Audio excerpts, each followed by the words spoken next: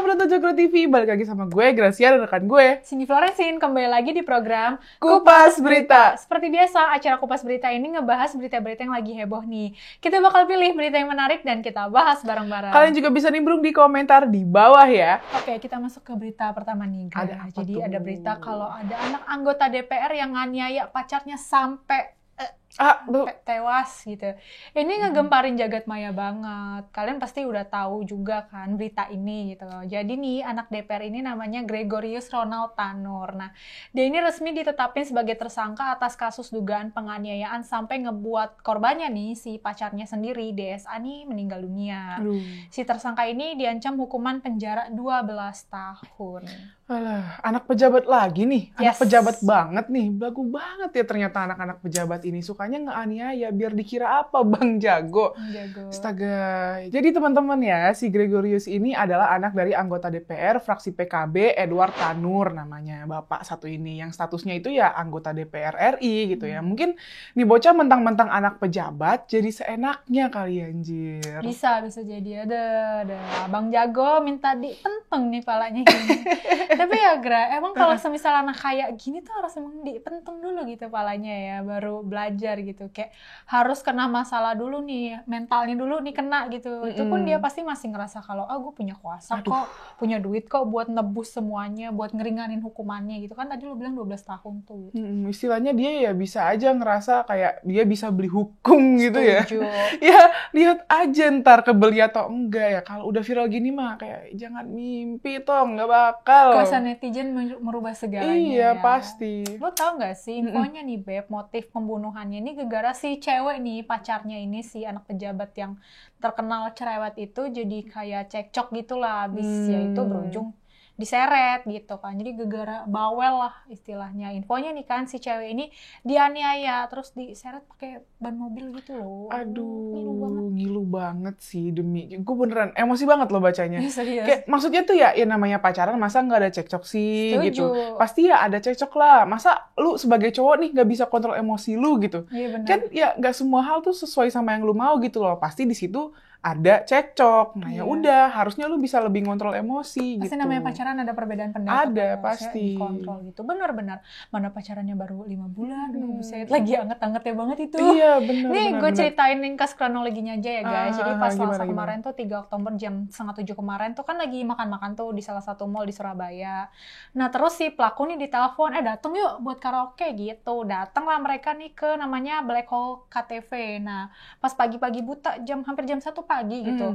Mereka nih yang tadi lu bilang cekcok. Nah pas cekcok itu ditendang kaki sebelah kanannya, tapi jatuh kan, cuma posisi duduk gitu. Nah, baru di situ dianiaya. Mungkin karena di bawah pengaruh alkohol juga, jadi kan minum tuh berapa botol gitu. Jadi kelakuannya kayak setan. Nah gitu. loh. Nah di situ posisinya si pelakunya namanya Ronald juga ya, dipanggil Ronald, nih megang botol alkohol yang tau lah segede apa gitu kan, kalau lu lihat tuh dipukulin ke kepala korban. Lu bayangin deh kayak udah botol kaca segede gaban gitu kan, dipukulin gitu.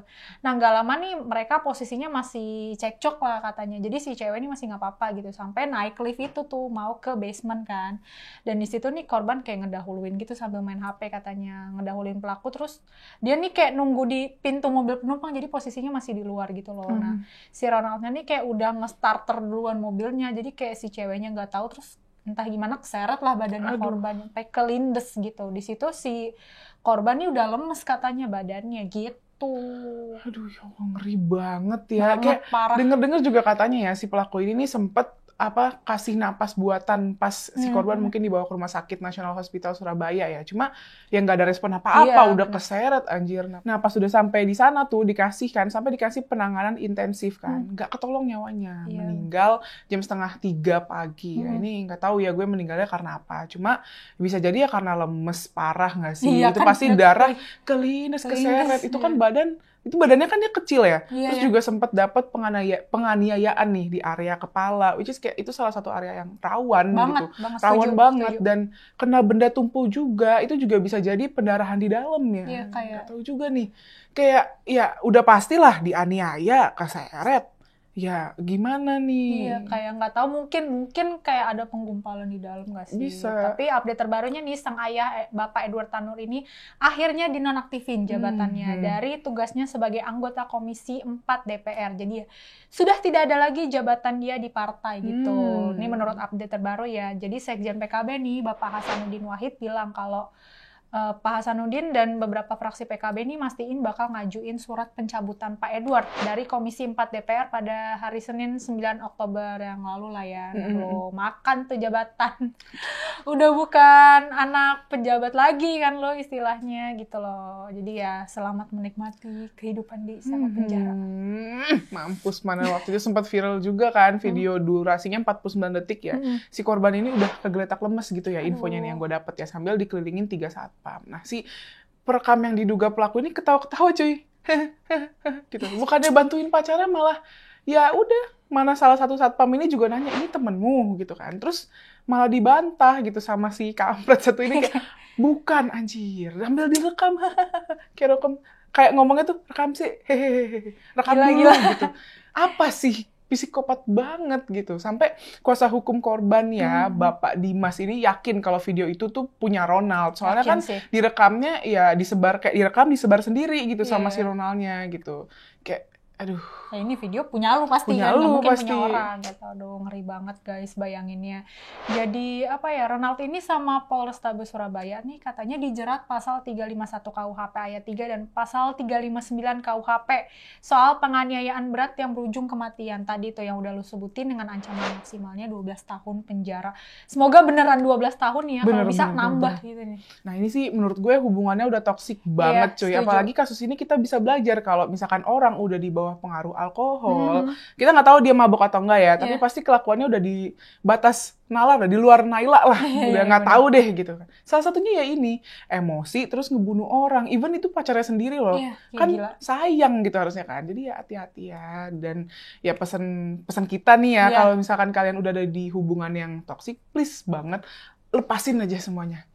Kayak ya udah, masih banyak burung di udara. Wow. Ya daripada kalian pertahanin malah lebih parah gitu ya. Iya, benar. Pokoknya dari verbal apa, kalian harus perhatiin itu sebenarnya toksik atau bukan. Setuju. Karena kalau udah kayak gini nyawa kalian taruhannya. Udah banyak banget kasus kekerasan ke pacar berujung kematian. Lu siapa anjir, cuma pacar kok mukul-mukul. Iya, kayak gitu. Mungkin orang tuanya udah ngejagain dia sebaik mungkin, malah di gitu kayak kacau banget sih. Masalahnya nih, Gra, yang disorot netizen itu dia ini anak anggota DPR, anak pejabat. Jadi mikirnya kayak, gampang, bapak gua kan kaya nih, nanti hukumannya paling dari yang 12 tahun jadi setahun 2 tahun gitu. Tidak segampang itu, Ferguson. Tolong ya Bapak Kepolisian, diurus lah ini anak, diurusin lah. Diapakan dulu lah ini orang ini biar kapok gitu. Sampai speechless, tidak bisa berkata-kata ya, sampai emosi ya. Pas ngeliat mukanya sosok nunduk gitu, kayak nunduk. Padahal pas ngelakuin sambil ketawa-ketawa sambil rekam sih. Si anjir. Bip. Mau berkata kasar, jadi gue sensor ini aja manual. Bip. Net gitu. Aduh, kacau. Oke, kita masuk ke berita selanjutnya nih, Sin. Viral di medsos soal pria yang ngevideoin ngeliatin kamar kos yang berantakan banget. Nah, itu diupload sama akun TikTok @martasiahaan98. Oke. Tapi emang di video itu ya kamarnya kotor gitu. Kan viral karena kamarnya kotor tuh. Kotor banget malah. Awalnya ya si bapak ini bingung, kok muncul aliran air gitu kan, ngegenang di sampai koridor kos gitu, sampai lorong-lorong gitu. Kayak banjir gitu. Kan dikirain namanya pemilik kan mungkin, lah ini bocor dari mana gitu kan. Taunya itu dari salah satu kamar kos. Nah, ternyata kamar itu kamar seorang wanita gitu yang nempatin. Terus si cowok yang ngevideo ini masuklah ke kamarnya. Taunya dia kaget sama situasi kamar yang udah chaos parah banget, penuh sama sampah sama baju kotor yang emang numpuk gitu, bener-bener deh. Itu bener-bener kotor banget tuh. Enggak, masalahnya di video yang gue lihat itu juga di kamar mandinya masih ada baju. Iya, bener. Oh my god, itu sampai kasurnya hitam gitu nggak sih? Yang gue lihat tuh videonya, tapi gue baca komentarnya tuh, Gra, kalau kayak gitu tuh ada penyakitnya ternyata. Aduh, penyakit apa tuh?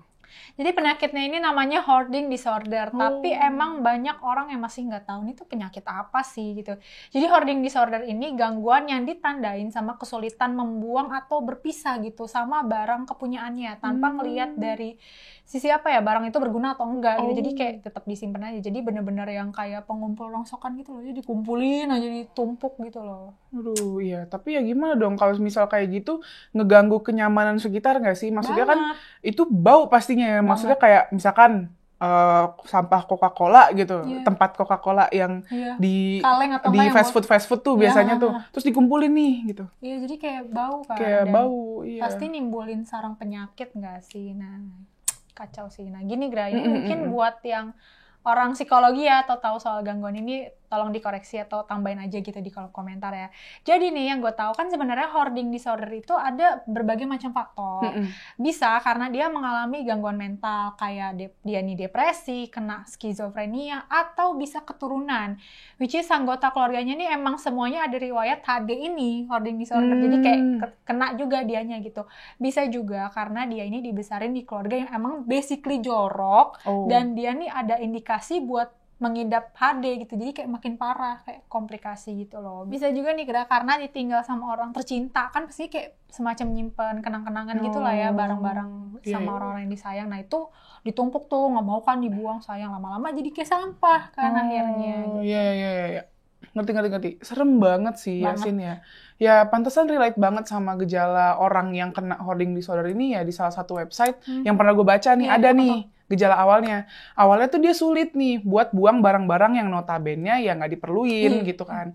Terus juga susah ngambil keputusan. Terus juga ngerasa cemas pas mau buang barang-barang yang nggak diperluin. Sampai ngelarang orang lain buat bersihin rumahnya gitu. Jangan gitu. Makanya kalau datang ke rumah si penderita ini baunya nauzubillah banget ya. Karena isinya sampah gitu. Yang nggak dibuang dan emang jarang dibersihin juga gitu. Ngeliatnya juga di video itu agak gimana gitu ya, saya itu tadi karena dia nih ngumpulin barang yang basically nggak bermanfaat gitu. Sebenarnya yang gua tahu juga nih nggak cuma barang, ternyata hewan pun bisa cuy. Bayangin deh sejorok apa. Jadi kayak misalnya lo melihara kelinci dan kelincinya itu mati ya, notabene kita kuburin lah ya. Ini karena saking sayangnya sama tuh kelinci nggak mau dibuang, jadi kayak ya maaf ya, bangkainya kayaknya dibiarin aja gitu. Mungkin. Jadi bukannya dikubur malah ditaruh di rumahnya gitu. Kayak mau dibuang, sayang nih kan hewan peliharaan tercinta aku. Tapi harusnya nggak gitu ya. Miris banget ya, sedih ya. Sebenarnya yang kayak gini tuh butuh pengobatan nggak sih cuy? Kayak nggak sih kayak. Dan salutnya gue di video itu ya si bapak ini yang ngerekam yang nggak nunjukin identitas pemilik si kos ini. Karena pasti netizen udah pasti doxing tuh kan. Jadi ditutupin lah ya, mungkin aib juga kali ya. Ya keren sih, nggak diumbar-umbar kayak ini mukanya nih gitu. Iya, mungkin bapaknya menutupi terus kayak takutnya, ya tadi lu bilang di doxing kayak spill dong pak orangnya ntar ke kosan lain ini gini gitu. Disembunyikan identitasnya, mantap. Nah, sebenarnya nih Gra, mungkin banyak kali ya dari kalian yang nanya gitu, ngobatinnya gimana sih? Ya, kita nggak tahu. Karena kan memang kita nggak tahu nih gimana gitu. Tapi yang gue baca-baca di beberapa website sih, memang kalau udah parah gitu tuh harus ikut psikoterapi.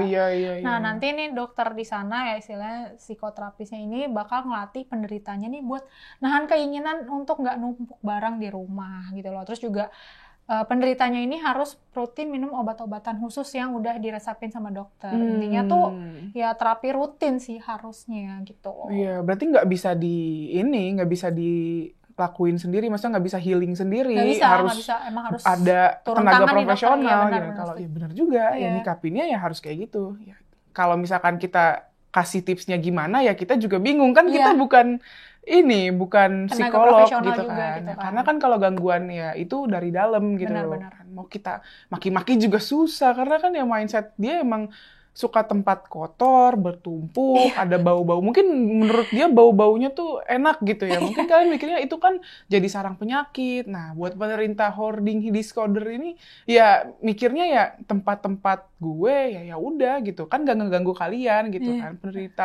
hoarding disorder ini kan kayak nggak ngerasa gitu. Ini tempat nyamannya gue nih kayak gini gitu. Gue nyamannya gini, lu mau apa gitu? Soalnya yang di kasus ini tuh dia rutin bayar uang kosnya sih, rajin. Jadi kayak mana ya udah gitu. Orang tuh mikirnya oh ya udah dia sering di dalam kos, dia bayar uang lancar ya udah gitu. Intinya emang ya kalau udah ada gejala-gejala kayak gitu harus dibawa ke psikiater gitu ya. Setuju. Jangan dikucilin juga sih, kasihan juga sebenarnya. Even gue tuh lihat di TikTok itu ya, ada banyak yang cerita juga. Nih penderita ini nih kalau udah keluar rumah ya wangi, kayak ya udah biasa aja gitu, wangi gitu.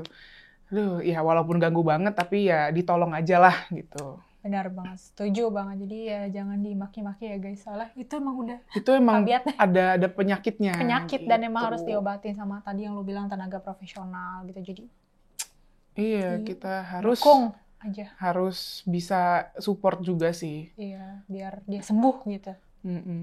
Oke, Sin, sekarang kita masuk ke bagian bacain komentar para penonton Cokro TV ya. Nah, komentar pertama dari Fujester 467 di video CKS yang judulnya Nasdem mau bubar kalau kadernya korupsi. Tapi bohong. Komentarnya gini nih.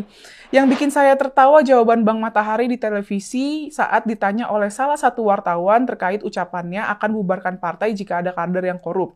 Bang Matahari, ini pernyataan bagus, justru itu adalah cipiritnya. Mana ada parpol yang bisa menjamin kadernya tidak akan korupsi atau tidak? Maaf, mungkin saya salah dengar antara cipirit atau sipirit, tapi ya kira-kira begitulah alasan dari Bang Matahari. Apa sih cipirit-cipirit?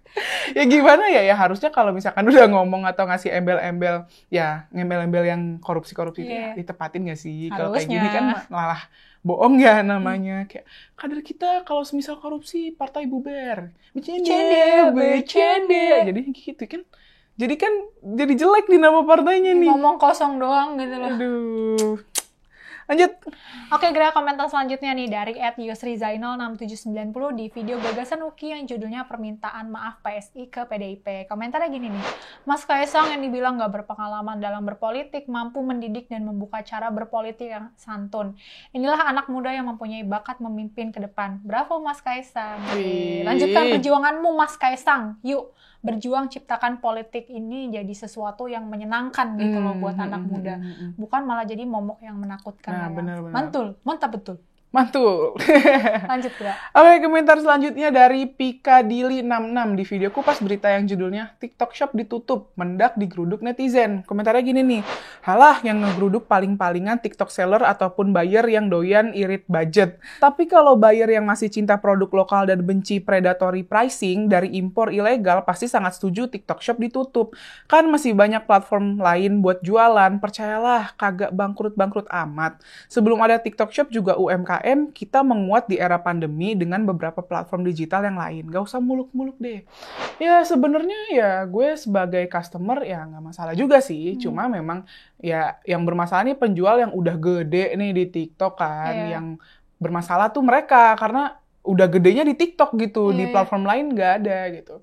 Ya emang ya enaknya di TikTok tuh ya emang banyak subsidi ya, banyak promo. Jadi ya kita customer enak juga belanjanya, murah kan. Pasti kau mendang-mending gitulah gitu. Tapi ya udah mau gimana ya masih ada platform e-commerce lain lah gitu. Ya udah gitu. Cuma memang yang bermasalah ya yang udah gede di TikTok ini. Ya, jadi kayak mau memulai di platform lain, dari awal lagi. Dari awal lagi. Karena udah banyak star seller lain-lainnya yang di e-commerce lain itu. Ya, yang mungkin lo ngelebihin dia gitu. Lanjut terakhir. Oke, komentar selanjutnya nih dari Mariam di opini terkini yang judulnya Langkah Kaisang sebagai Pangarep. Komentarnya gini nih, sangat suka dan setuju opini ini. Sepak terjang Kaisang hari terakhir ini untuk membuktikan beliau bukan karbitan, anak ingusan. Kaisang benar-benar matang pohon, siap 100% jadi seorang pemimpin. Pemimpin muda dengan gaya baru, santai, santun, cerdik, dan bersahabat.